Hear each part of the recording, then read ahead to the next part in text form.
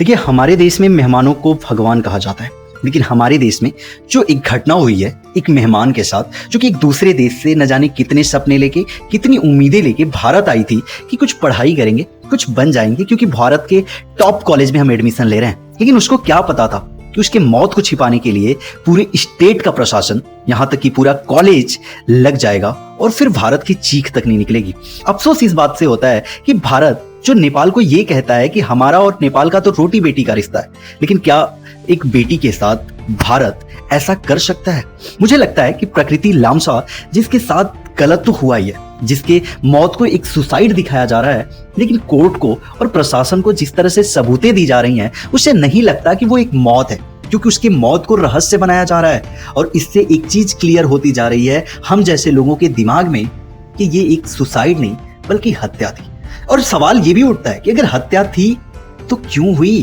क्यों एक लड़की ने ऐसा कर दिया और उसके कारनामे को पूरा कॉलेज छिपाने में लगा हुआ है? मतलब ये कि अगर किसी ने गलत किया है तो क्या आप उसकी गलतियों को तोपेंगे? अगर वास्तव में उस लड़के ने गलती की है, वो उस लड़की के मौत का जिम्मेदार है, तो फिर उसे सजा दिलवाने से क्यों डर रहा है कॉलेज? क्या इस काम में कॉलेज की भी मिली भगत थी? क्या उस लड़की के साथ जो कुछ भी हुआ उसमें कॉलेज भी जिम्मेदार था? क्योंकि ये जो सारी चीजें हो रही हैं घन चक्कर वाली, इसमें सवाल तो बड़े उठते हैं और सवाल बनता भी है पूछना, क्योंकि कॉलेज ये क्यों छिपा रहा है? अगर कॉलेज की गलती नहीं है, कॉलेज बेगुनाह है और वहां का प्रशासन बेगुनाह है, तो फिर इस मामले को क्यों छिपाया जा रहा है? क्या हमारा भारत आज नेपाल को ये बता सकता है कि वो उसकी बेटी लौटा पाएगा?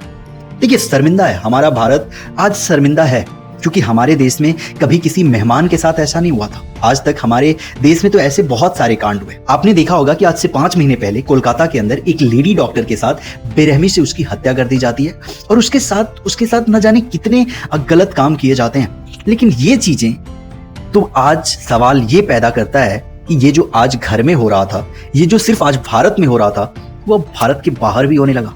मतलब ये भारत की बेइज्जती ही तो है, क्योंकि इंटरनेशनल लेवल पे अब हम भारत का नाम हंसवा रहे हैं, क्योंकि हमारा भारत आज रेपिस्ट के मामले में टॉप पे पहुंचता जा रहा है। क्योंकि अगर हमें जवाब देना हुआ नेपाल को, तो हम क्या जवाब देंगे? हम उसे ये कहेंगे कि आपकी लड़की हमारे कॉलेज में आई थी, हमारे कॉलेज का एक लड़का उसे प्रताड़ित करता था और उसने सुसाइड कर लिया।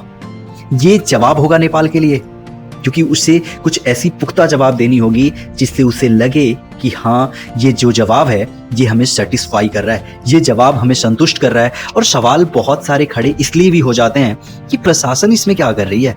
आज 5 दिन से न जाने कितने लोग कैंडल मार्च निकाल रहे हैं और ये हमारे देश में तो चलता आया, क्योंकि जब भी कुछ ऐसा होता है हमारे देश में लोगों के पास 1-2 रुपए की मोमबत्ती खरीदने के पैसे होते हैं और अपना आधा घंटा वक्त निकालने के पैसे होते हैं। लेकिन वही लोग अगर अपनी जिंदगी से सिर्फ 2 या 4 दिन निकाल लें तो हमारा देश हिल सकता है और शायद ऐसी चीजें रुक सकती हैं।